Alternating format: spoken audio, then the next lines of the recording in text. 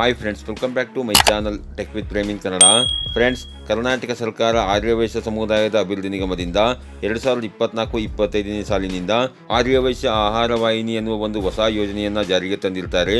ಇದಕ್ಕೆ ಅರ್ಜಿ ಸಲ್ಲಿಸಲಿಕ್ಕೆ ನಿಮಗಿರಬೇಕಾಗಿರುವ ಅರ್ಹತೆಗಳೇನು, ಏನೇನು ದಾಖಲೆಗಳನ್ನು ನೀಡಬೇಕು, ಎಲ್ಲಿ ಅರ್ಜಿ ಹಾಕಬೇಕು, ಹಾಗೆಯೇ ಅರ್ಜಿ ಸಲ್ಲಿಸಲಿಕ್ಕೆ ಕೊನೆಯ ದಿನಾಂಕ ಯಾವುದು ಮತ್ತು ಆರ್ಯವೈಶ್ಯ ಆಹಾರ ವಾಹಿನಿ ಯೋಜನೆಯ ಸಂಪೂರ್ಣವಾದ ಮಾಹಿತಿಯನ್ನು ನಾನು ಈ ವಿಡಿಯೋದಲ್ಲಿ ನಿಮಗೆ ತಿಳಿಸ್ಕೊಡ್ತೇನೆ.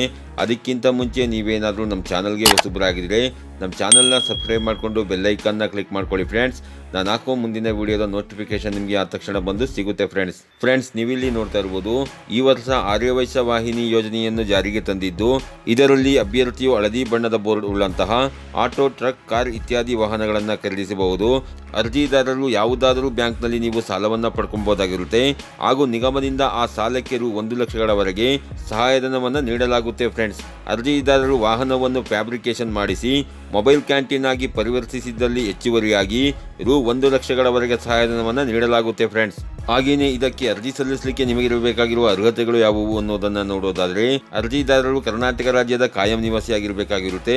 ನಮೂನೆ ಜಿನಲ್ಲಿ ನೀವು ಜಾತಿ ಮತ್ತು ಆದಾಯ ಪ್ರಮಾಣ ಪತ್ರವನ್ನು ಪಡ್ಕೊಂಡಿರಬೇಕಾಗಿರುತ್ತೆ. ಅರ್ಜಿದಾರರ ಕುಟುಂಬದ ವಾರ್ಷಿಕ ವರಮಾನ ಗ್ರಾಮಾಂತರ ಹಾಗೂ ನಗರ ಪ್ರದೇಶದವರೆಗೆ 6 ಲಕ್ಷಗಳ ಒಳಗಿರಬೇಕಾಗಿರುತ್ತೆ. ಅರ್ಜಿದಾರರ ವಯಸ್ಸು 21 ವರ್ಷ ಮೇಲ್ಪಟ್ಟು 55 ವರ್ಷದ ಒಳಗಿರಬೇಕಾಗಿರುತ್ತೆ.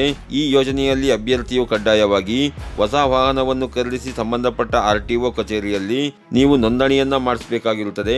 ಹಾಗೆಯೇ ಈ ಹಿಂದೆ ನಿಗಮದ ಯಾವುದೇ ಯೋಜನೆಗಳಲ್ಲಿ ಸಾಲ ಸಹಾಯಧನ ಪಡೆದಿದ್ದಲ್ಲಿ ಅಂತಹ ಅಭ್ಯರ್ಥಿಗಳು ಹಾಗೂ ಅವರ ಕುಟುಂಬದ ಸದಸ್ಯರುಗಳು ಈ ಯೋಜನೆಗೆ ಅರ್ಜಿ ಸಲ್ಲಿಸಲಿಕ್ಕೆ ಅಂತವರಿಗೆ ಅವಕಾಶ ಇರೋದಿಲ್ಲ ಫ್ರೆಂಡ್ಸ್. ಹಾಗೆಯೇ ಇದಕ್ಕೆ ಅರ್ಜಿ ಸಲ್ಲಿಸಲಿಕ್ಕೆ ನಿಮ್ಮ ಹತ್ರ ಇರಬೇಕಾಗಿರುವ ದಾಖಲೆಗಳು ಯಾವುವು ಅನ್ನೋದನ್ನು ನೋಡೋದಾದರೆ, ಆಧಾರ್ ಕಾರ್ಡ್ ಬೇಕಾಗುತ್ತೆ, ರೇಷನ್ ಕಾರ್ಡ್ ಬೇಕಾಗುತ್ತೆ, ವೋಟರ್ ID ಬೇಕಾಗುತ್ತೆ, ಜಾತಿ ಮತ್ತು ಆದಾಯ ಪ್ರಮಾಣ ಪತ್ರ ಬೇಕಾಗುತ್ತೆ, ಡ್ರೈವಿಂಗ್ ಲೈಸೆನ್ಸ್ ಇರಬೇಕಾಗುತ್ತೆ, ಪಾಸ್ಪೋರ್ಟ್ ಸೈಜ್ನ 2 ಫೋಟೋ ಬೇಕಾಗುತ್ತೆ, ಬ್ಯಾಂಕ್ ಪಾಸ್ ಪುಸ್ತಕ ಬೇಕಾಗುತ್ತೆ. ಹಾಗೆಯೇ ಕೊನೆಯದಾಗಿ ಆಧಾರ್ ಕಾರ್ಡ್ಗೆ ಲಿಂಕ್ ಇರುವ ಮೊಬೈಲ್ ನಂಬರ್ನ ನೀವು ಇಟ್ಕೊಂಡಿರಬೇಕಾಗಿರುತ್ತೆ ಫ್ರೆಂಡ್ಸ್.